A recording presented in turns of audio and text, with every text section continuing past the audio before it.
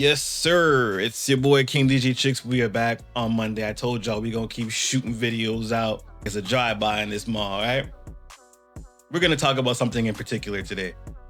And I wanted to talk about the Jets because I had out of 10 people, 2 individuals who are Jets fans so far tell me, you know what, Tricks, you were right.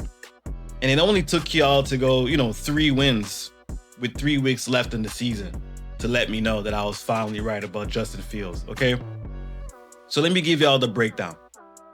Justin Fields was drafted to the Bears, right? Now, y'all find this if I'm right. Let me see this. Was he a first overall draft pick?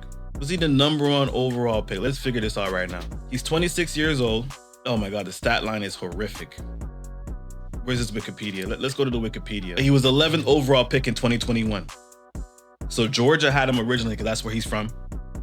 And then he went to Ohio State and they went on those runs. Now, let me explain something to you guys about college. When you play on a team like Ohio State, who's top 5 in recruiting every year, offensive line is pretty good. Defense is pretty good. You're going to get the ball on short field. Running backs are pretty good. They're going to space everything out for you. Receiver U is going to make it even easier for receptions, even if you're not that good of a passer, right?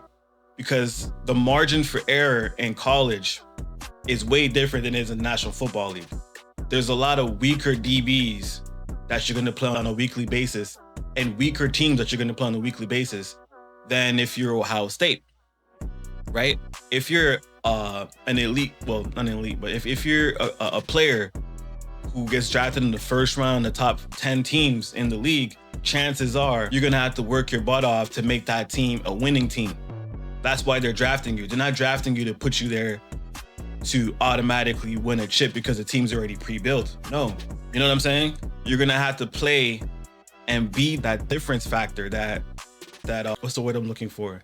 That piece that's really gonna be the factor and the reason why that team ends up becoming a bad team in the top 10 to a bottom 32 team in the next year's draft, because they're gonna be going into the playoffs and potentially trying to win a national championship or a Super Bowl. So if you're taking Fields first round 11 overall, the Bears have always had solid defense, solid running backs that just can't stay on the team.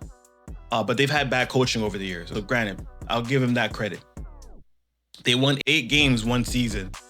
And I had the conversation with some individuals and I let them know, look, he's getting traded for a bag of chips. They told me, no, it's going to be multiple first round picks.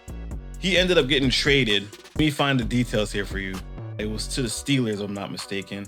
So Justin Fields to the Steelers, and in exchange for a 2025 6th round pick that could become a 4th round selection based on playing time, pending Fields passing and his physical with Pittsburgh Steelers. So it was a 6th round pick depending on how he played.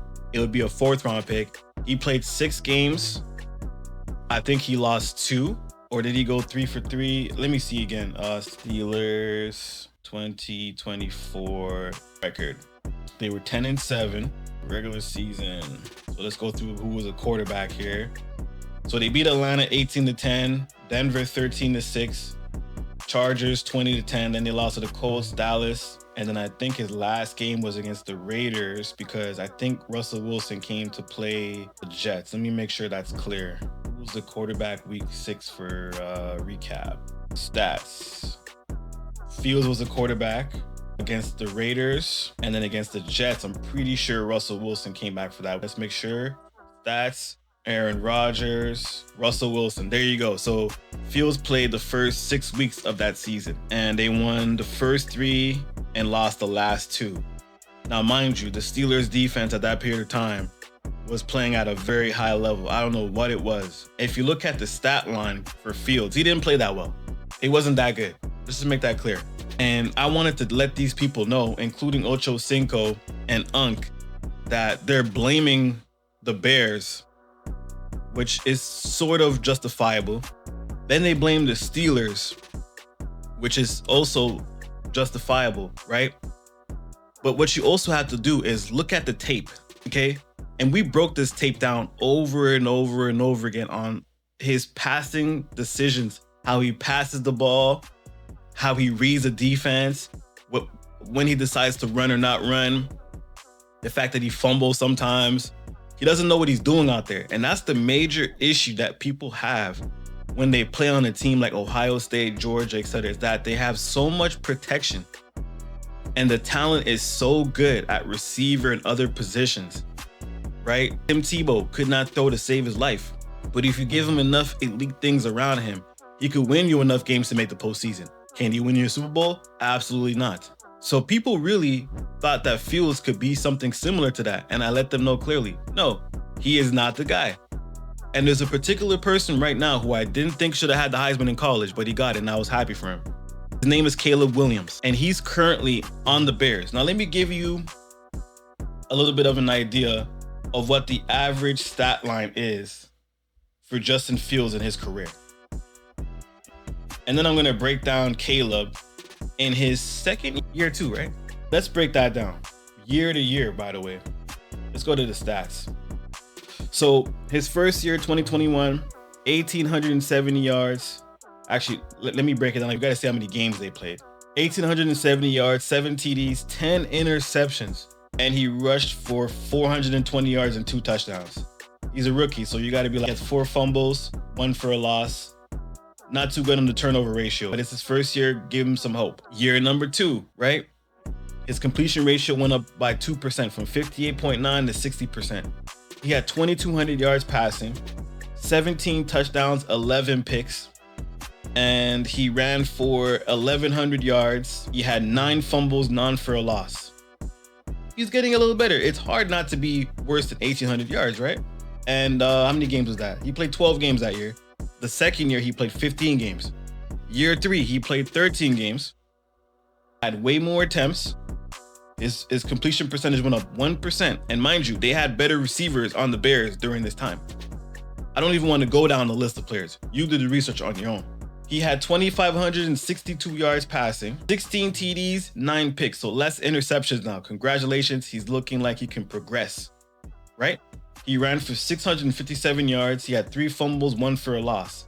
But they only won 8 games that year and didn't make the playoffs. So you have to make a change now. Because yes, the stats are going up, but you could watch the tape and realize, but damn, we made a mistake here. He can't really get it done the way we need him to get it done. He goes to the Steelers. It says he played 10 games, but no, he only started 6 realistically. So the amount of games played is not accurate because he only played 6 games on the Steelers. He had 1,100 yards, 5 TDs, 1 pick, was moving in the right direction. But if you watch the film, it tells you something else. Numbers don't always tell you the full details. He had 289 yards rushing, 5 rushing TDs, 4 fumbles, no losses. So now you gotta look at him and be like, is he really a quarterback? Because to me, he's a gadget guy. He's always been a gadget guy to me. Then he goes to the Jets, and the Jets just don't look well at all. Now, I wanna show you what Caleb is doing, because I was told that Caleb would be a bust. And mind you, football is a team sport as well. So the quarterbacks could only do so much. They have the ball more than anybody else. So chances are, if the team loses, it's a 51 to 60% chance it's his fault.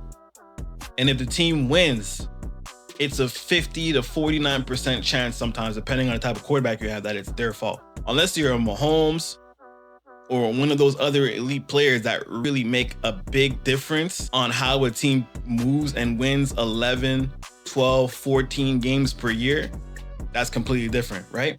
So right now on this year, he has 3,100 yards, 21 TDs, and 6 picks. In your mind, can Fields do that? Can Justin Fields do 21 passing touchdowns and 6 picks? Now let's break it down. Year 1 as a rookie, completion percentage higher than Fields' entire career, 351 attempts, 17 games played. He didn't miss 1 game last year.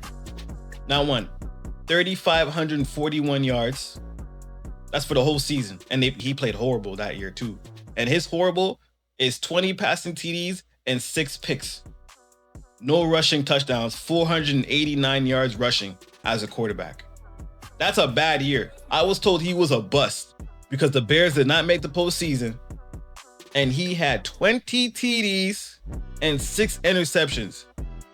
Ryan Tannehill was considered an MVP. He was top 5 in MVP voting. and got us to the postseason with stats similar to this, and Derrick Henry had 2,000 yards rushing. This is a rookie doing that. His first year in the league. Year number 2, we're in it right now. And there's still 3 games left on the year, right? So if he has a 300-yard or another 200-yard game, 17, 8, he could potentially have close to 4,000 yards passing. And you might have to give him maybe about 5 more TDs, or let's say he gets 27 TDs, so 6 more touchdowns. So he would be 27-6, for example. So almost 30 touchdowns passing and almost 4,000 yards passing in his second year on the Chicago Bears. Year number freaking 2. And he has 333 yards rushing and 3 rushing TDs. And I was told that this guy was going to be trash. He paints his nails blind. I told the Bears fans, listen, Rome wasn't built in a day. The Bears are an organization that have been struggling for quite some time. I understand that, right? But you have the guy. JJ is going to figure it out in the Vikings. Love to me is average, but he has a good coaching staff. So the Packers are going to be there. You know what I mean? The Lions are going to be the Lions. That division is going to be tough. But the fact that I could go right now on my Bleacher Report and go in the standings and see the Patriots are number 1 in the AFC after the Colts were there for most of the year. And I was told that Indiana Jones wasn't going to be good enough. And he almost brought the Colts to the freaking playoffs if he didn't get hurt. Let's go to conference. So actually Broncos are 12-2. They're number 1. And I was told that the Broncos head coach, Sean Payton, who used to be the Saints head coach, was not built for this era of football. He wasn't gonna be able to do it, to get it done. And I said, he is the guy. And to me, he doesn't even really have the quarterback. I don't think he has the quarterback. But you know what? When you got a coach like him, he can make something shake. He can make something shake. And Bo Nix, sometimes he does this thing and I'm like, oh, he had a good game this game, he had a bad game that game. He's gonna grow over time. I think he's gonna be what Joe Flacco was for the Ravens. That's what I think he is. He's not no Mahomes. He's not no Drew Brees. He's none of that shit. You know what I mean?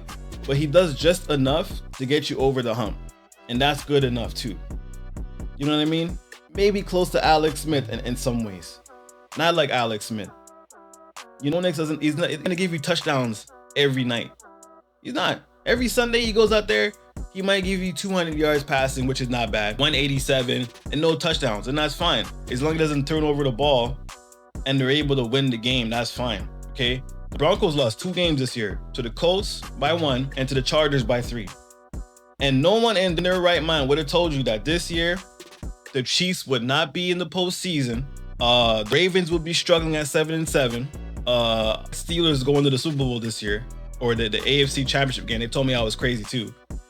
I heard Trevor Lawrence was shit. He's 3rd in the goddamn country in the AFC. When the Patriots went back and went and got Mike Vrabel, as a Titans fan, we fired him. I was almost done.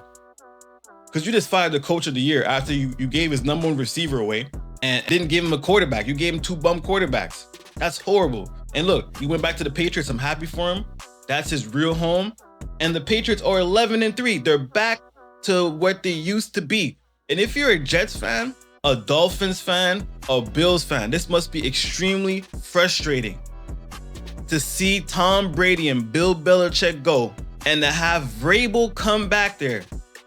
And before you guys could sniff an AFC championship or sniff playoff berth consistently, the Patriots are the 2nd best team in the AFC. They're the 3rd best team in the entire country. How does that happen? How? Jets are 3rd and 11. They have 3 wins, 11 losses. Chiefs are 6-8.